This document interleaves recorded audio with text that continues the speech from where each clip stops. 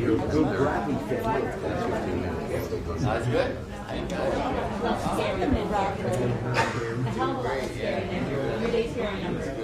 It just depends. That's all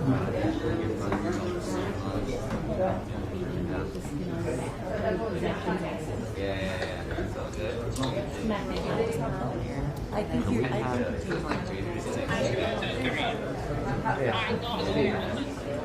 I'll call you back.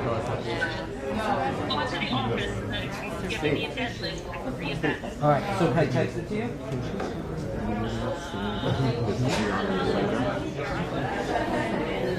Could we send out an email that the live stream is going to record it and It's starting because it wouldn't let me do can you now. send out an email that the live stream is going to start at 10:30? 10:30. It's almost go late. Say it's on. And when you start, and they're going to show it later.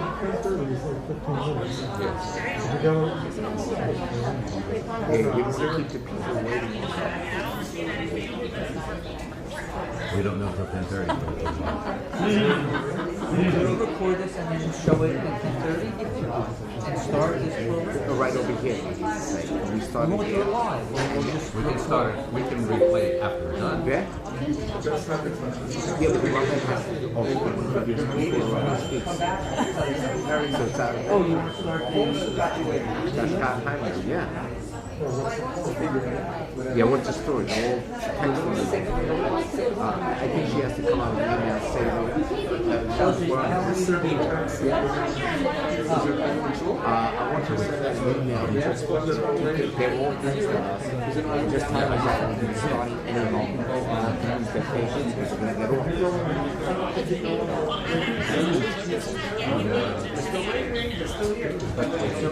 You're in the office? last night.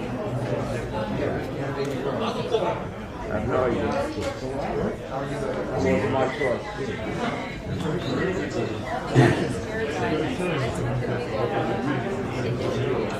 What do you guys think we should do? What?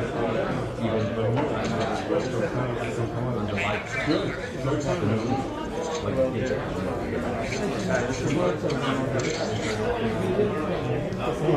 need to get onto the internet here. Alright, let's just come.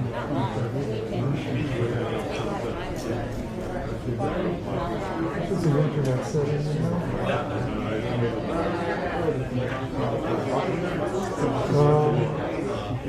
You know the code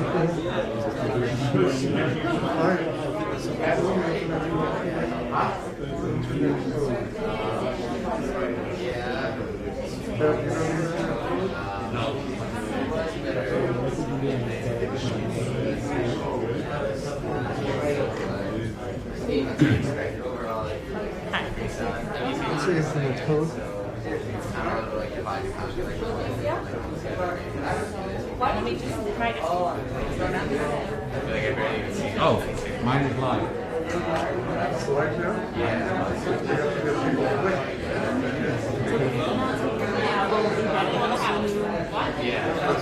Let's see if we can get to the old one to the channel. It doesn't matter how much you're not going to see the text because they're right on my page.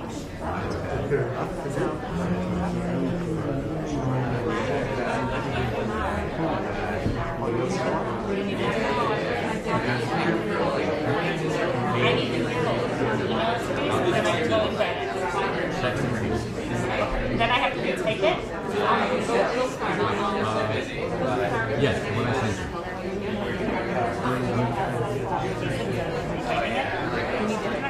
The Wi-Fi or not?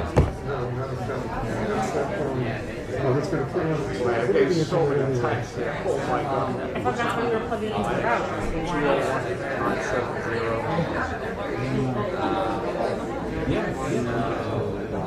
Ryan, I want to check how much fantastic is going on. SOW?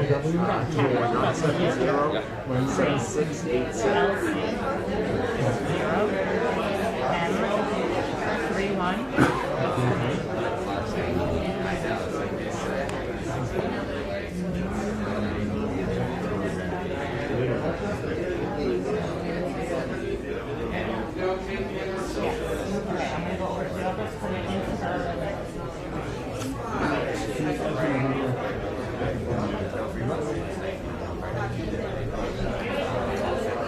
unconnected. Can I go into the internet? Unconnected to the internet. Can I go into the internet? I can put it if you want. Is it going to help? No, we're already online. So the hell, how's everybody going to get the other? If you can try to do it and go on to So here's the thing. You prepare?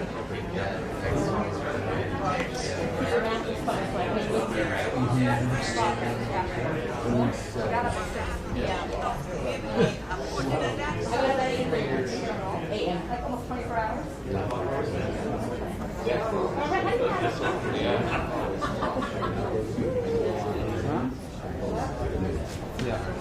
How do I do that? no, you're done. He's doing it.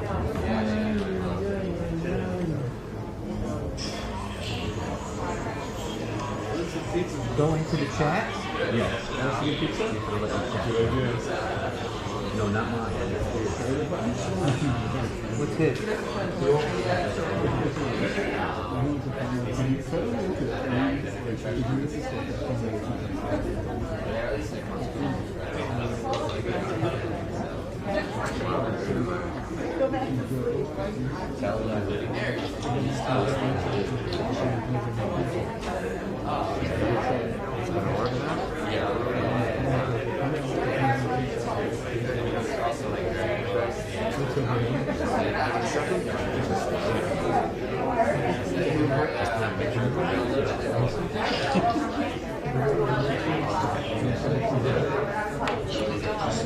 Play this? Play this? Yes.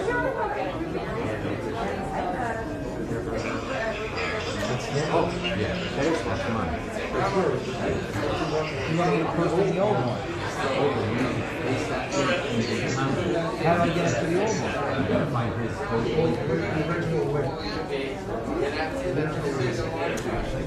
It's going to start in a second, so I don't want to. I want to say hello. That is the original.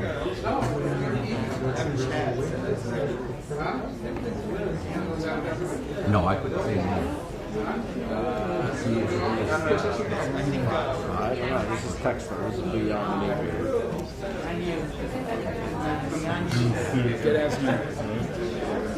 Hey, so should we talking about folds and go-go's? There's two things.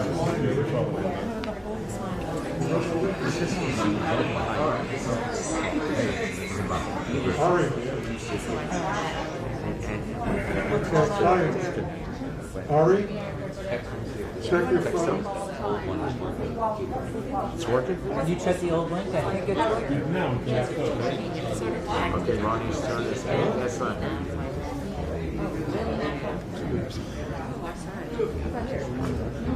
Hold on. Steve, it says it'll start in a minute and a half. Okay. It's like a countdown clock. Yeah? It's working? On the old one? You're on the old link? All right. You're on the old link? What? You're on the old link? Where are you on? This just says it's Link to on. what? It's on? All right, I think we'll get started.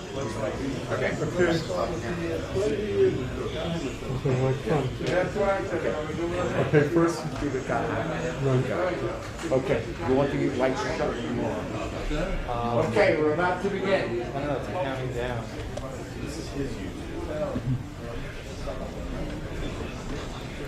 Good evening. It's great to see everyone. We're all gathered here today to bid farewell and to honor our very dear friend, Rabbi Pruzansky, who has touched so many lives in our community, who always says what's in his heart, who's been a spiritual leader to literally thousands of families across New Jersey, especially here in Teaneck, and who has played such a critical role in building up our community. And I can tell you he has been a very, very good friend to me. By serving Congregation B'nai Yeshurun now for more than a quarter of a century, Rabbi Pruzansky has made a real mark.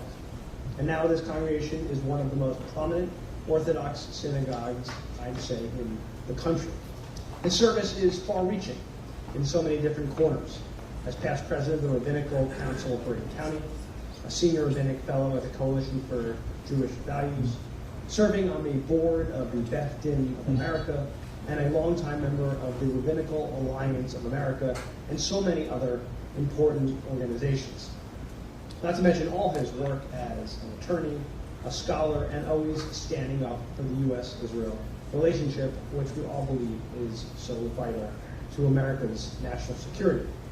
He has always continued to stand up for the Jewish community and to put the relationship of U.S. and Israel first. Politically, the Rabbi and I, well, we may be far apart on some issues, as you all know. We've always come together on what's good for the 5th Congressional District and for our country. At different points in my own career in Congress, I've had the pleasure of sitting down with the Rabbi for important conversations.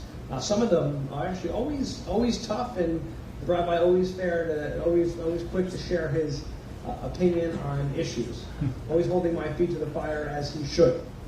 We've talked about U.S.-Israel relationship and how we must move forward in a bipartisan way, something that obviously is incredibly important to me. I'm grateful for all his leadership, and that I know he will continue to be an outspoken voice for the Alliance, but also for so many issues that are important to the 5th Congressional District, even when he's abroad. I'm sure that after more than 25 years at Congregation that Renee Sherman, this farewell is bittersweet for all of you. I know that you'll be assuming the title of Rabbi Emeritus and heading to Israel, and I look forward to seeing you continue to play a role in our community, even from afar, and I know you will. Rabbi, thank you so much for your leadership, for sharing the joys and the blessings of the Torah, for standing with so many families through very difficult times and through celebrations, for weddings and bar mitzvahs, and I know you've had your share of funerals as well. And you helped take us through the COVID crisis and led spiritually as you always do. Thank you for all of the relationships you've helped build and foster here in our community. To Karen, Rabbi Pruzansky's family, many of whom I know are coming together to honor him this evening and over the weeks, I just want to thank you for all the support you've provided throughout the years. I know the Rabbi doesn't think of himself as a sentimental man, but I know he's going to miss the northern New Jersey Jewish community deeply, and all the families who he's touched over the years. Rabbi, we thank you for everything you've shared with Teaneck, with North Jersey, and for everything you've done for every one of us. With leaders like you, always connected to North Jersey, I know that here in the greatest country in the world, our best days will always be ahead of us. So thank you again for all you've done. God bless you, God bless your family and the congregation, and God bless the United States of America.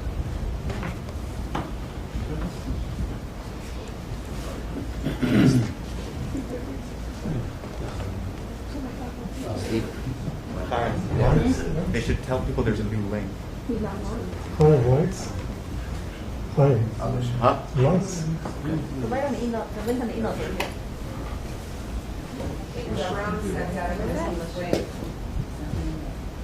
We got 148 watching now.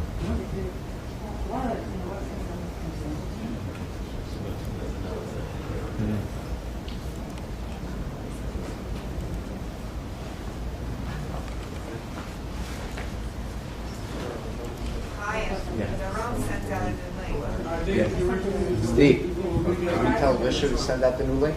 She can't send it, she's having the system over there. What? The website one works. Yeah? Chad's not one. Yeah, Chad just sent it. 148. Chad's not. Are we playing that now? Hold on. Steve.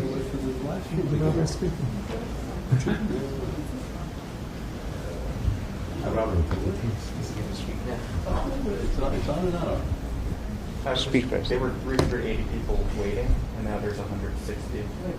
Okay. Just like, So Alicia has to send this link out to Shul right now. Oh, here's Alicia. Hold on. Alicia? Same link? Okay. Can you send out an email right now? Because Okay. Yes. The same link. The system is down, but it's the same link. Oh my God. Everybody.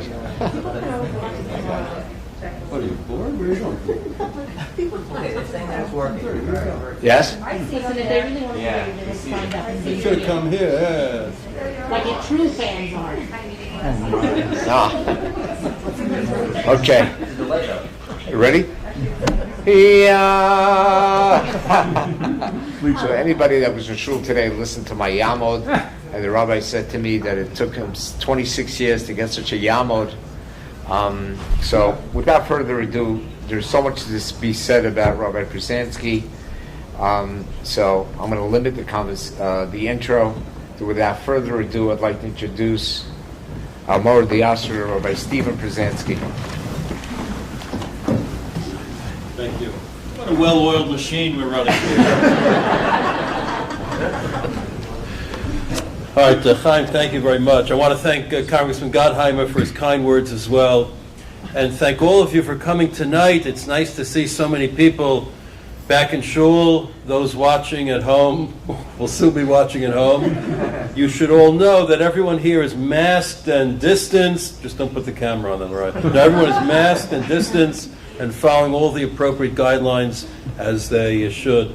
It's really nice to see people back in shul. I was thinking, when I started in 1985 as a rabbi, so I'd come home after giving a shiur, and Karen would say to me, so how many attended? And I would say, 50, 60, 70. And she said, people? I said, no, toes. I used to count in terms of toes. So in terms of tonight, those people here tonight, and those watching at home, we're talking in the thousands of toes. And it's a tremendous tribute.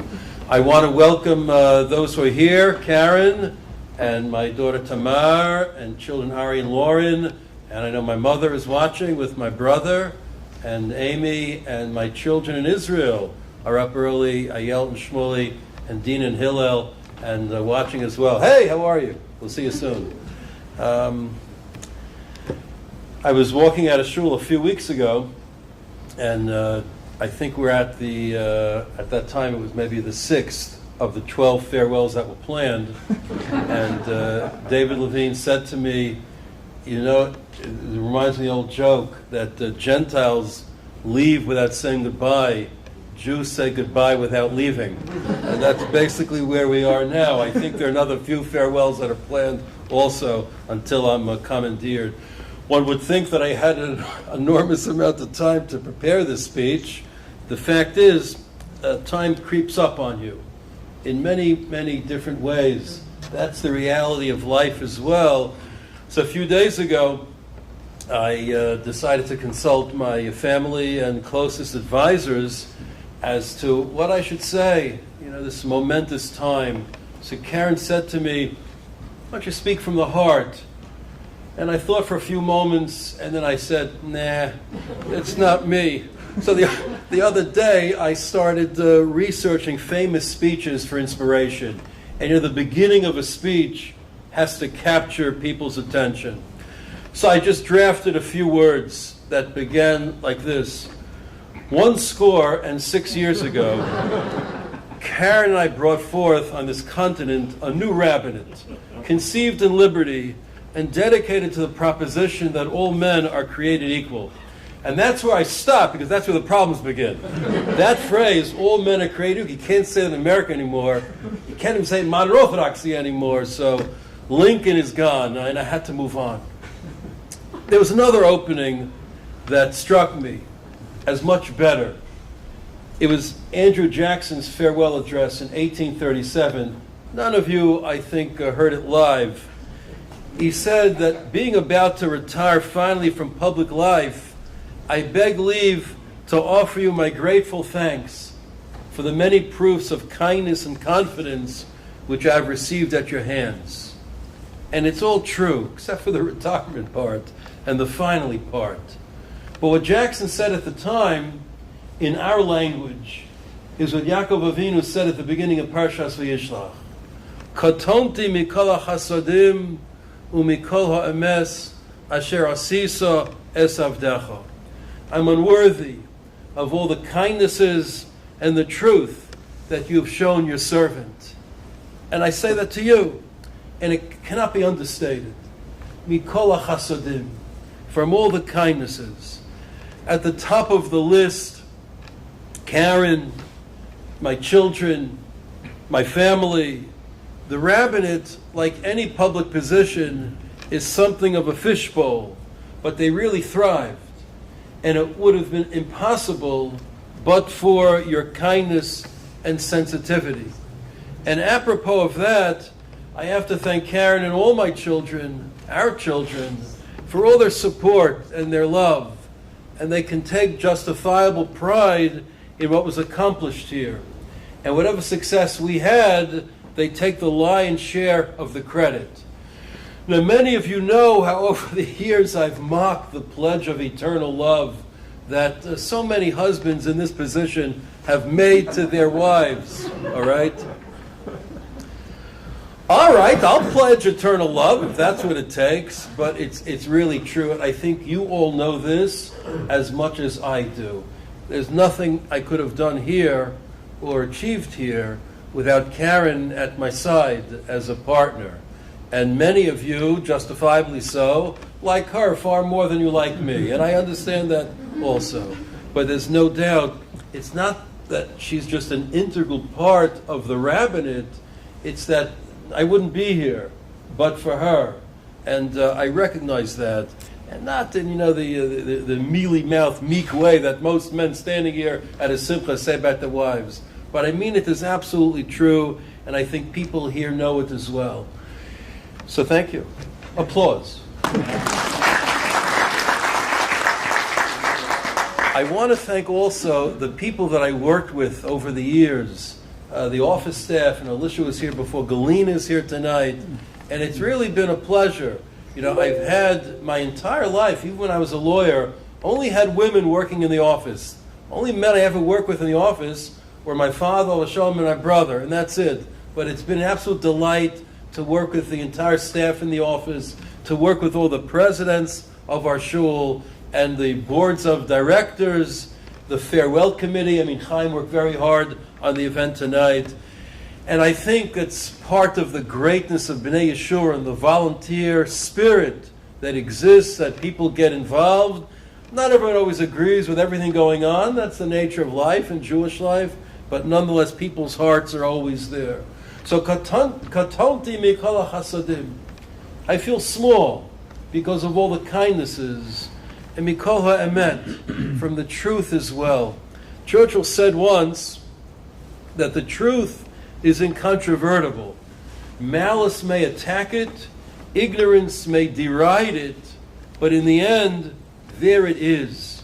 Said a different way, I've always had similar slogans on my desk, but the Rambam wrote that truth does not become more true because the entire world agrees with it, and doesn't become less true because the entire world disagrees with it.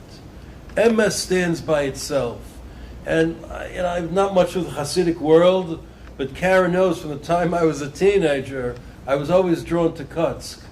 And the search, the quest for truth of the Kutsker Rebbe as really, if not the ultimate value in Jewish life, at least the value that should be a cornerstone, a foundation of everyone's Avas Hashem. And that's what I try to do as well, and try to transmit the truth as I see it. There's nothing that I've appreciated more than hearing that people don't always agree with you, but at least they respect it, and they learn from it, and they're challenged by it.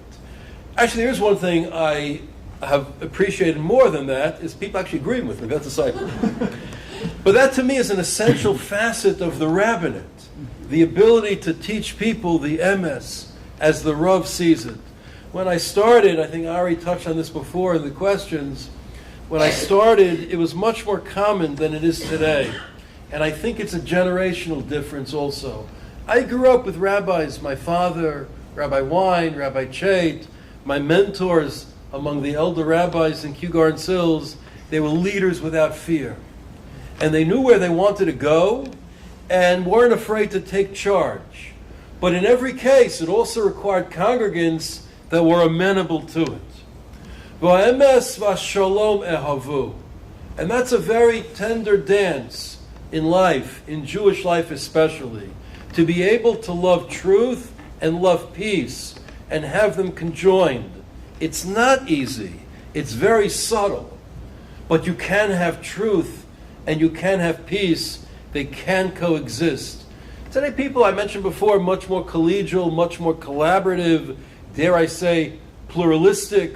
All points of view are equally valid. There's something to be gained from that. But there's much to be lost as well in terms of Torah and in terms of Avodas Hashem. And apropos of that, I quote from Harry Truman's farewell in 1953. And Truman said, and of course he came into office unexpectedly, I want all of you to realize how big a job, how hard a job it is. Not for my sake, because I'm stepping out of it, but for the sake of my successor. He needs the understanding and the help of every citizen. That was Truman. Well, I never found it hard, to be honest with you. Maybe that's the hard shell of my personality. It had its stressful moments, to be sure, but I always found it to be a joy. I can think there's not even one day that I came to shul and I found it a burden or overbearing or wished I was somewhere else. I would have liked to have left with a little more finality in the rabbinic succession, but the world's been overturned in the last few months. I offered to come back for the Yom Noraim if it was deemed appropriate or necessary. But I have to tell you, I have the greatest confidence in Rabbi Zatz and Rabbi Weinberger going forward as well.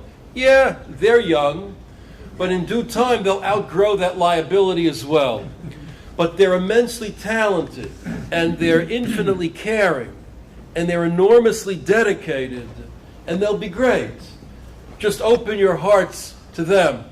Open your minds to them. And whoever fills this role on a permanent basis down the road, the same thing applies. I was once their age also. And I was thinking the other day, Nar hayiti v'gam zakanti. When I came here, I was young, relatively, but I've aged before you. In a real sense, I've grown up with many of you here, many of you watching at home as well. We came here with 4 small children. And now our youngest, Ari, was 5 years old at the time. So now he has 4 children of his own. In a much more prosaic sense, I came here with a head full of dark hair and a face hirsute with a dark beard. And I leave with a white beard and some stragglers on my head, just remaining behind for memory's sake. And always before my mind's eye, the cherished members of our shul that are no longer here, who shaped the shul, but really shaped my life as well. And of course, Libadel, the members who are still here, with whom I have such a fondness, such respect, such love for them, who make B'nai Yeshurun great, and will make it great in the future as well. I could reminisce about all the things that we did, changes, advances, successes, but I was thinking this morning, I really was successful at one thing, and that was decorum. The last month and a half, it's been a pleasure to daven in shul. All right, it took a coronavirus to do it, but now people come to shul, everyone is masked, 4 amos apart, no one can talk. It's like a dream. That, and you can't tell when people are yawning when you're talking. It's beautiful, these masks. Even after the virus passes, we should keep it going. In shul, we nurtured a deep bond with Israel, and I tried to show over many years that what happens there is not politics, but it's Torah, it's Jewish life, it's Jewish history, it's Jewish destiny. I'm so proud of all the olim from our shul, especially the children, some of whom I see regularly in Israel, some who have become very active in their Israeli shuls.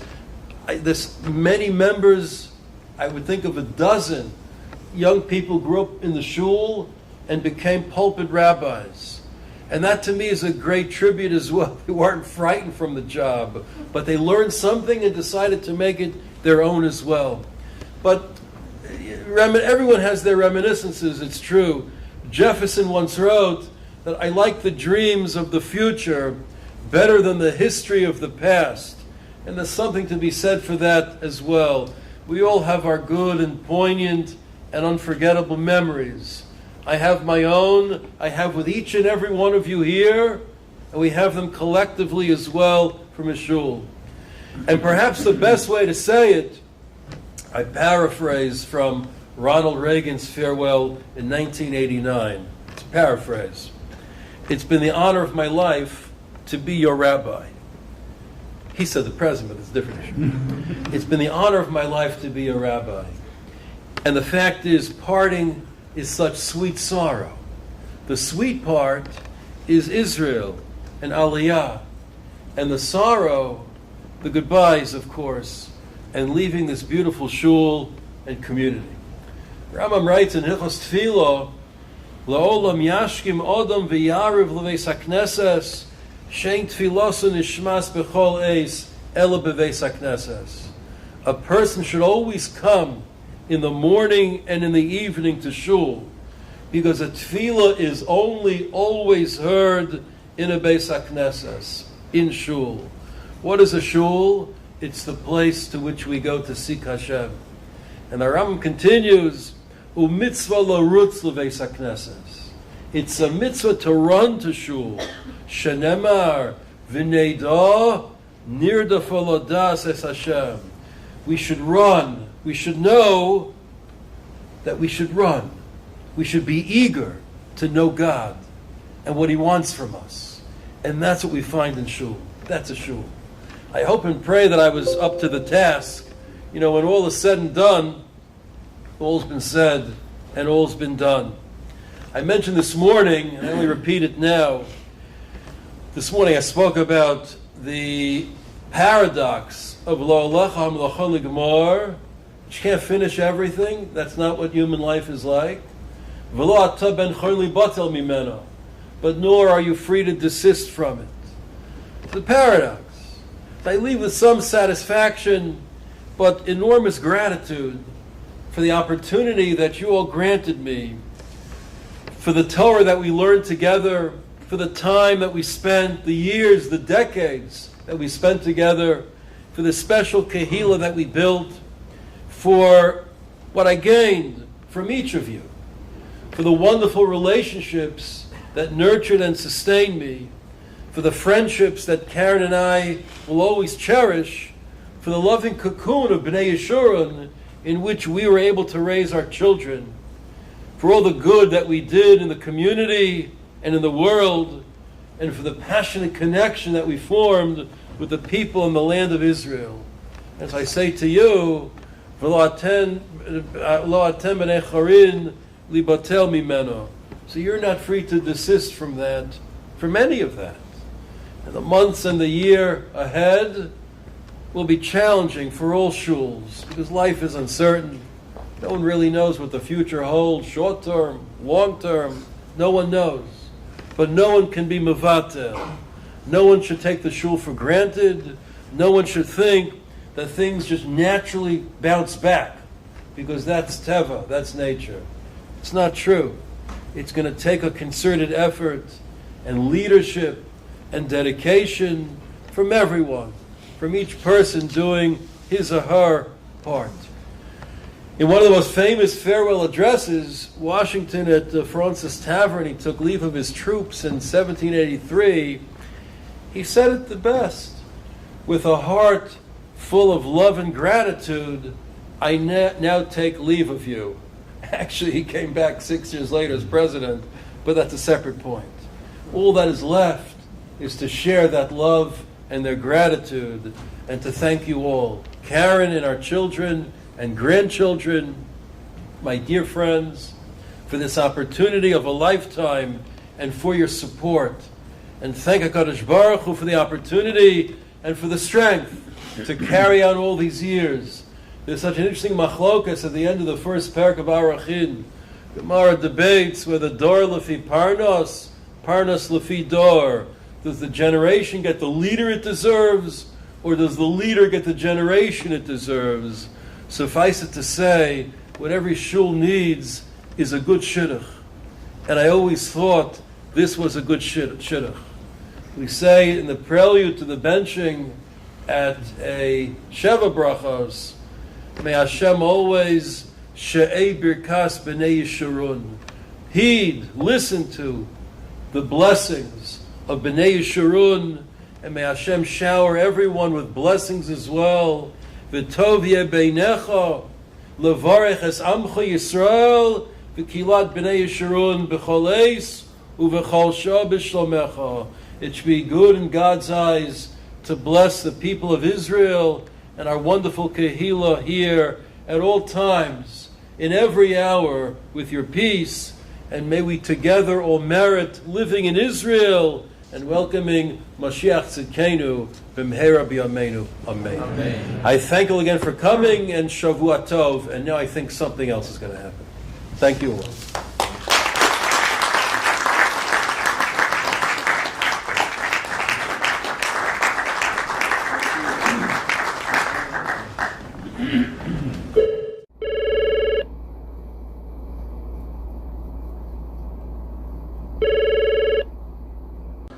This is a message from Congregation B'nai Yeshurun. The tribute video in honor of Rabbi Stephen and Karen Pruzansky will begin now.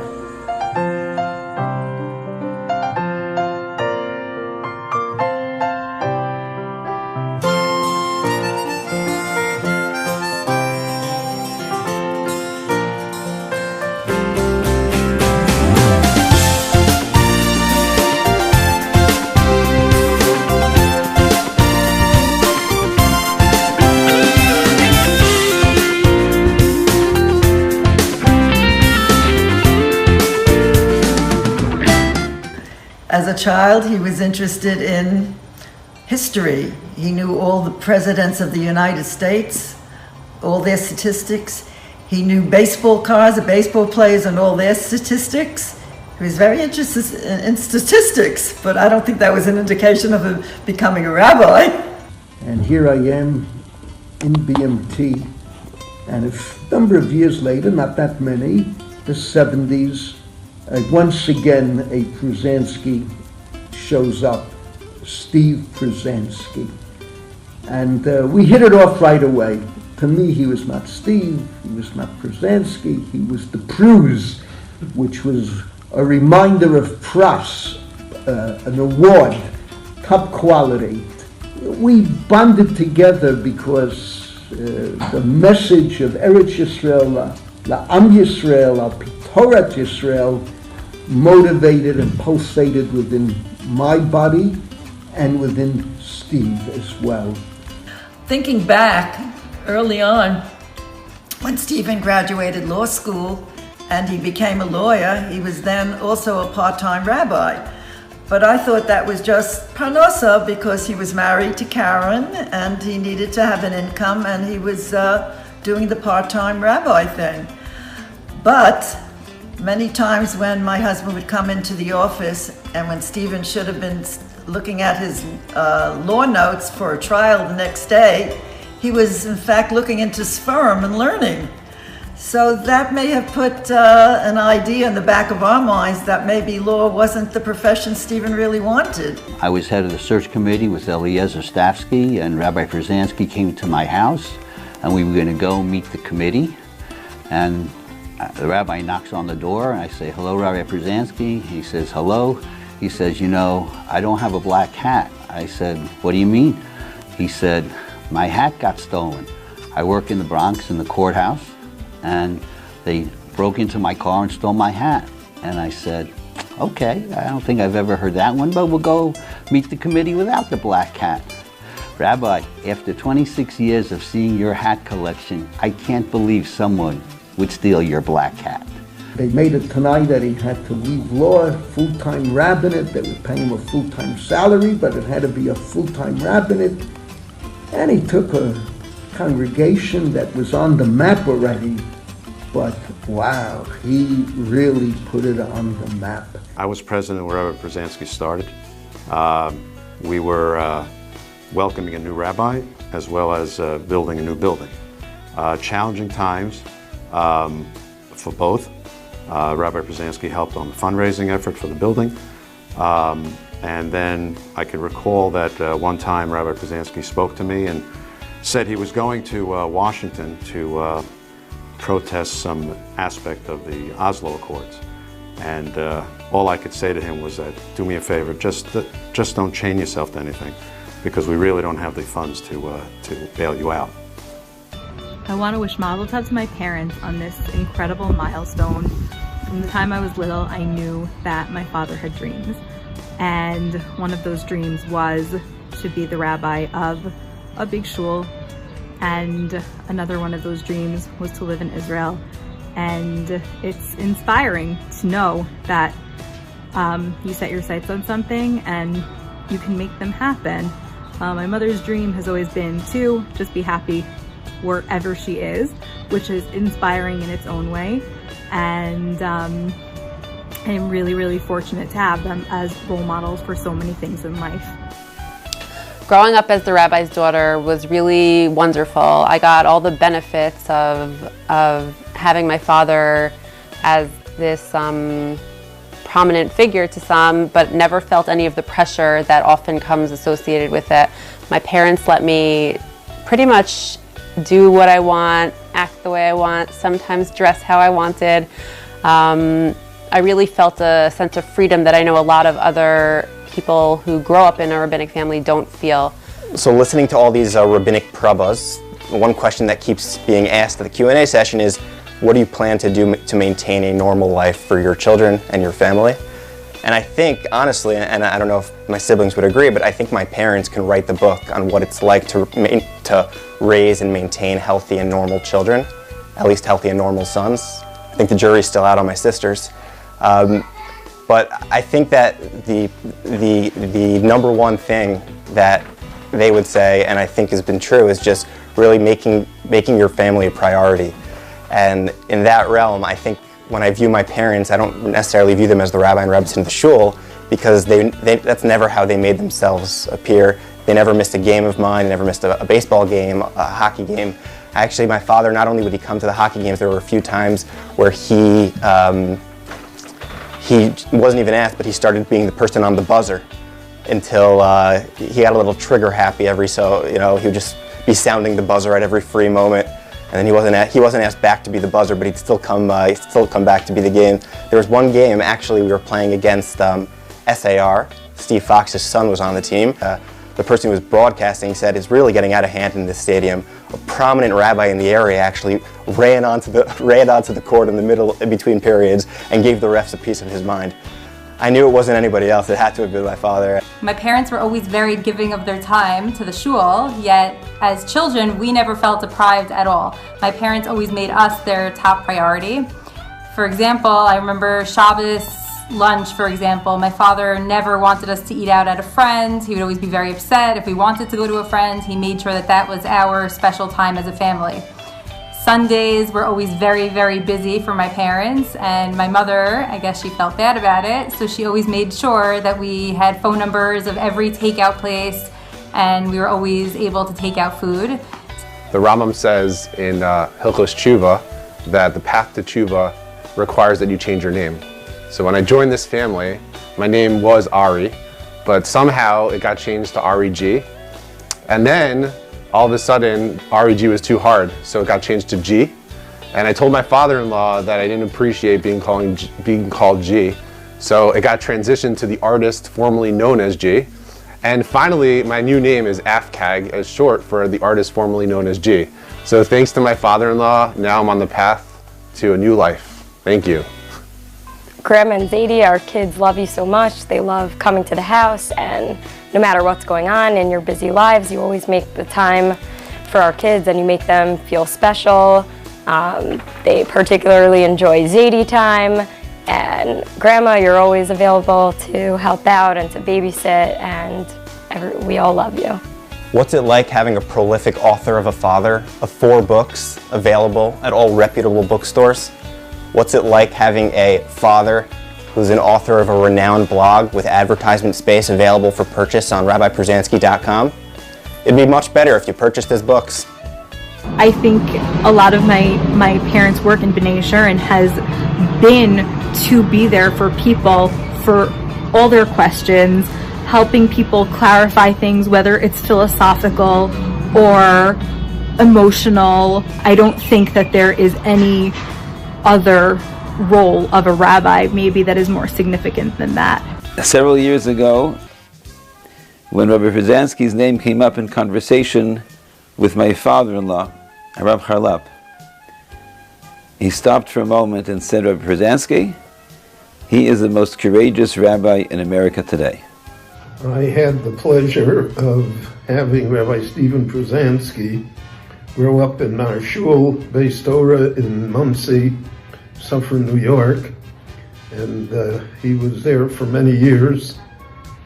And we knew from the beginning that Stephen Pruzansky was going to be a name in the Jewish world, and that he really was going to not only accomplish great things for himself personally, but that he would be a great asset for the Jewish people, for Torah, and for the land of Israel. It takes someone who is in the administration of the shul to realize the responsibilities that are given to the rabbi and his family, and certainly Rabbi Pruzansky and Karen have fit the bill. Not only have they taken on their shoulders the overall image of B'nai Yeshurun and leading the shul and so on, but during their long tenure here, they also took care of the personal problems of many of our kehillah. It's been a singular honor to be able to serve this wonderful kehillah alongside Rabbi Pruzansky for more than a decade. When I initially was offered the position here, somebody reached out from the shul and said to me, make sure you pay attention because Rabbi Pruzansky is a master at his trade, a master of, and make sure you learn from him. And I think and I hope that I've taken advantage of that opportunity to watch and to grow and to see and to use those lessons in order to forge my own path in Rabbanos, but one that's very, very much has been influenced by what Rabbi Pruzansky has said, what he has done, and what he has taught me. The rabbi, in conjunction with the administration when I was the president, was very, very instrumental in starting multiple minyanim, both in the morning and in the afternoon. He was also very helpful in helping set up the young couples minyan, which to this day is a thriving minyan. A few years back, when I was interviewing for the rabbinic intern position in B'nai Yeshurun, so Rabbi Pruzansky, I didn't know it was going to be a whole process, but he told me that there was going to be an interview involved. So we met up, I sat down, I was a little bit nervous. It was all of one question. He asked me at the time who my posek was. So I said I had a certain Rabbi in YU that I would ask my shilas to, my grandfather at the time I would ask my shilas to. And he was like, wrong. Now it's me. And that was it. So I got my one question wrong. But I accepted the rabbi as my posek, and with that, he gave me the rabbinic internship position. The central message that the best possible life that a person can live, and the best possible life for a Jew, is the learning of Torah, the keeping of mitzvos. It's an idea that Rabbi Pruzansky repeats again and again in his shiurim, in his classes, in his drushos, that a Torah lifestyle and the learning of Torah and that type of way that Hashem demands of us and expects of us is the best way to live your life. I think it's well known that Rabbi Pruzansky is somebody who has very strong opinions on many, many issues, and he's certainly not afraid to express and share and defend those opinions. I actually agree with a lot of his opinions, although not everything. I've defended him sometimes in print and verbally.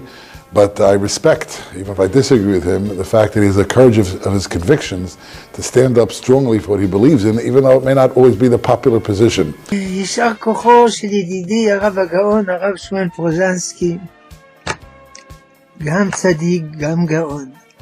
אף על פי שהוא הסתיר גם את זה וגם את זה. והיה מסור לקהילה, אבל כמו שאומר רבי יהודה לוי, ליבי במזרח ואני בסוף מערב. הוא תמיד היה עם הלב, עם המוח בארץ ישראל. וגם מה שהוא לימד את הקהילה, וזה לא סותר את מסירות הנפש. דווקא מתוך קשר לארץ ישראל אפשר ללמד תורה. I had the pleasure of serving with Rabbi Pruzansky as a colleague and also being his congregant. And I am impressed, as everybody who knows him is impressed, by his great skill set. He has tremendous oratory talents. He writes so beautifully. But most importantly is his passion for all things important, for Torah, for the land of Israel, and for the people of Israel. I want to thank you for always coming to visit the teens and doing our question answers, which are real highlights and very memorable for all of the youth of our shul. They get a glimpse into how a clear, well thought out mind operates on the spot with the pressure of having questions directed right at you. He also started his Jewish history lecture series on weeknights, which was very well attended and very well received from a tape perspective as well. His shiurim were expanded significantly to this day. Over the past 20 years, I've had the opportunity to work together with Rabbi Pruzansky. It has been a zchus to be able to watch him in terms of his role in Bnei Yeshurun, in the greater Bergen County community, and ultimately his involvement in all of Klal Yisrael.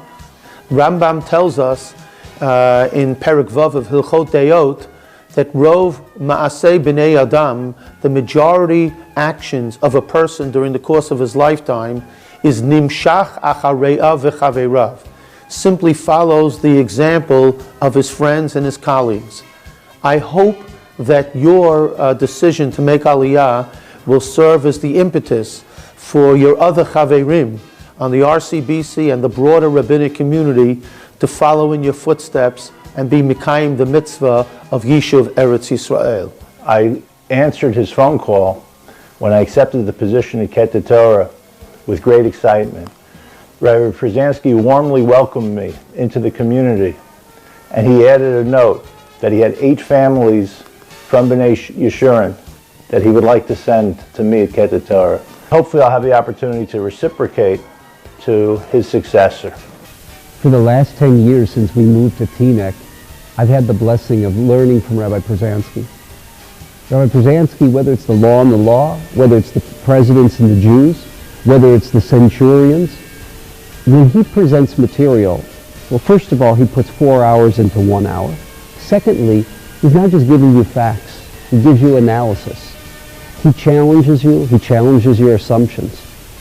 When I have a chance to learn from him, when he's giving a drasha, or he's giving a class, or just going to him with ideas, in my personal life, in learning, having a chance to ask him how he sees the world. He's one of the most stimulating, challenging people that I know.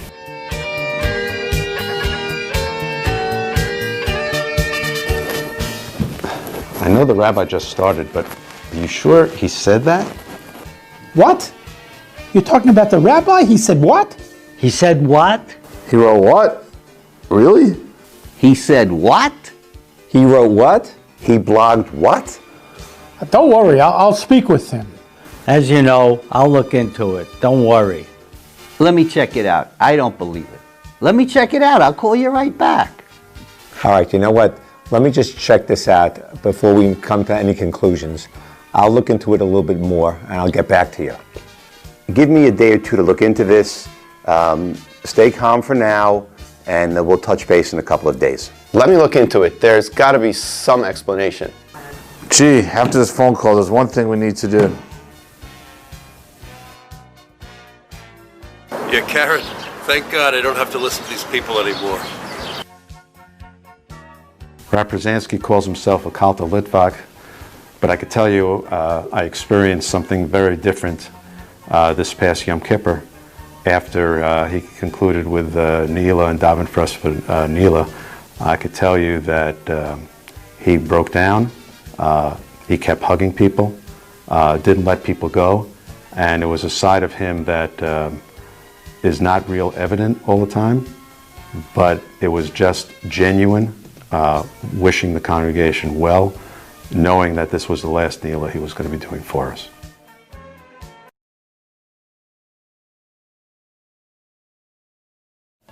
It gives me great pleasure to extend a hearty mazel tov to Karen and Stephen upon this wonderful occasion of completing so many years of dedicated service to our community and particularly to Bnei Yeshurun. Now that he himself is going to live in the land of Israel, he'll be able to continue his great work on behalf of Torah and the Jewish people in the land of Israel, and I wish him all success and blessings.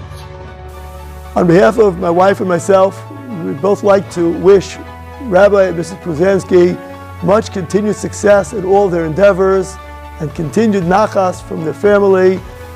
I just want to wish you guys a good trip to Israel, and hopefully your book sales, Abba, go really well so that Tamar and I can officially move to Israel soon.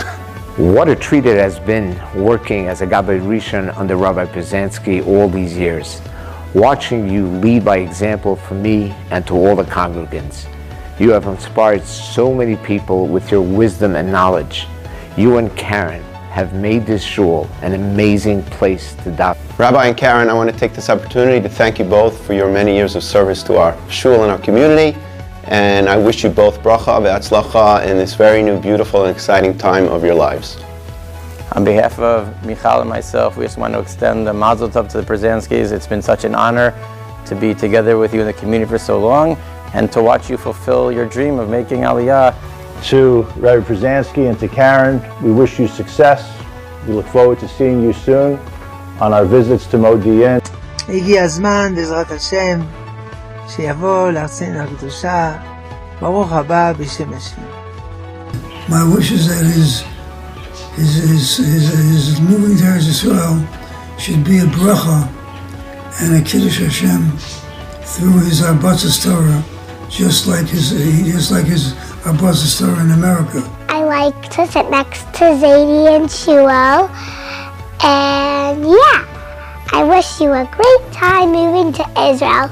Rabbi and Karen, I just want to thank you for everything. You mean so much to me and my family.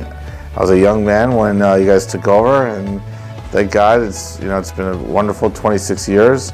Rabbi and Karen, thank you very much for all the years of leadership and comfort and guidance that you have provided, not only to Lonnie and I and our children, but to the entire Bnei Yeshurun family. We're so excited for Grandma and Zadie to move to Israel. I'm really going to miss you here, and I hope you have a good time in Israel. I love you, Grandma and Zadie. We are going to miss him, but I'm sure he will represent us in the Knesset. I wish you much success on this next stage, making Aliyah, and I hope to keep in touch. Mommy and Abba, we can't wait for you to fulfill your dream of making Aliyah, and we can't wait to greet you in Israel. Mazel tov, Rabbi Pruzansky and Karen. We're going to miss you.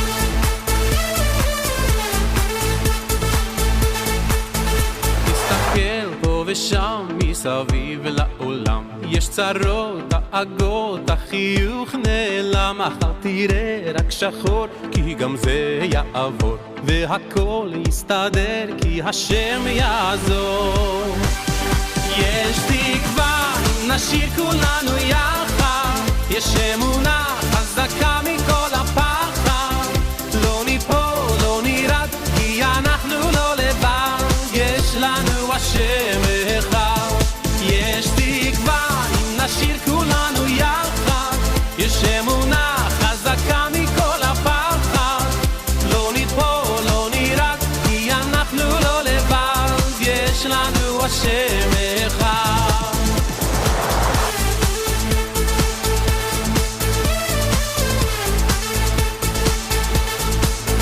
היחי בוא איתי שים ידך בידי אל תדאג, אל תפחד, כי ניצד יד ביד הקדוש ברוך הוא את כולנו אוהב ותראה שמחר ייגמר הגר יש תקווה אם נשאיר כולנו יחד יש אמונה חזקה מכל הפחד לא ניפול, לא נרד כי אנחנו לא לבד יש לנו השם אחד יש תקווה נשאיר כולנו יחד יש אמונה חזקה מכל הפחד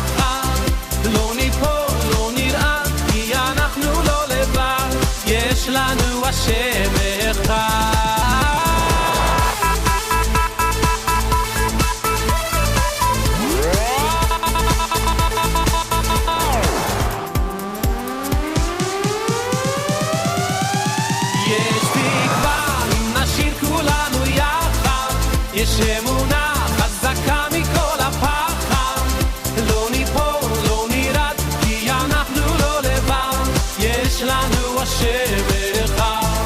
יש תקווה אם נשאיר כולנו יחד, יש אמונה חזקה מכל הפחד, לא ניפול, לא נרד, כי אנחנו לא לבד, יש לנו השם אחד. יש תקווה אם נשאיר כולנו יחד, יש אמונה חזקה מכל הפחד, כן העם לבדד, קדימה נצעד לעד, בשמחה ובטוב לבד. יש תקווה אם נשאיר כולנו יחד, יש אמונה חזקה מכל הפחד, לא ניפול, לא נרד, כי אנחנו לא לבד, יש לנו השם אחד. יש תקווה, יש תקווה, נשאיר כולנו יחד, יש אמונה חזקה מכל הפחד, לא ניפול, לא נרד, כי אנחנו לא לבד, יש לנו השם אחד. Thank you all. Who ordered the pizza? Rabbi, if I can still have your attention. So I would like to, on behalf of the Shul of CBY, to give a gift certificate of gratitude and love. B'nai Yeshurun is proud to present both of you with a gift certificate for a painting for your home in Israel.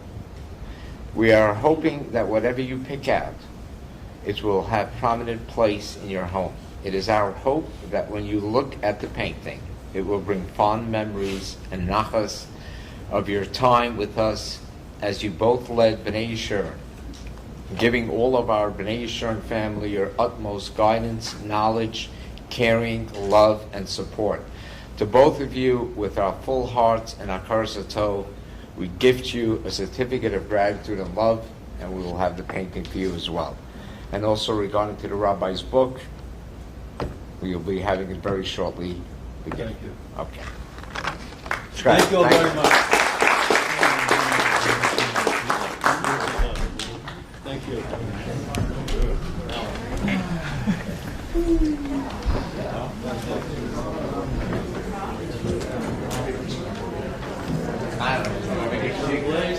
This place, portrait of Harold Chaim, that's our first book.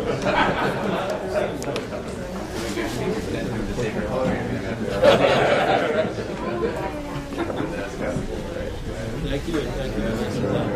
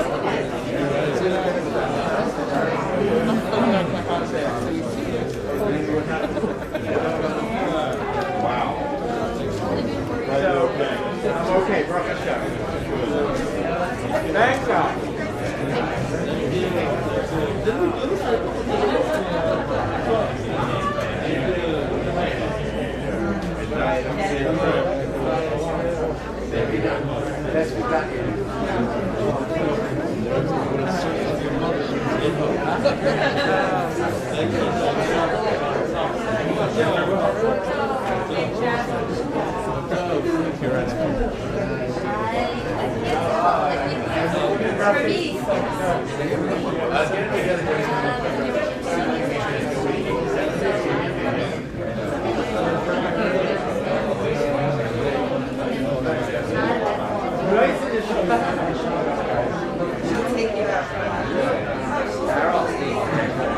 nice thing. Very nice video. You shot my video.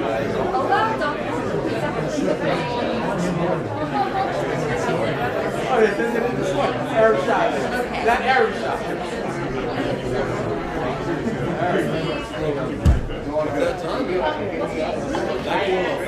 Hi, how are you? Okay, yeah. I lost a little weight, but yeah, there's humor in there. It's for the better.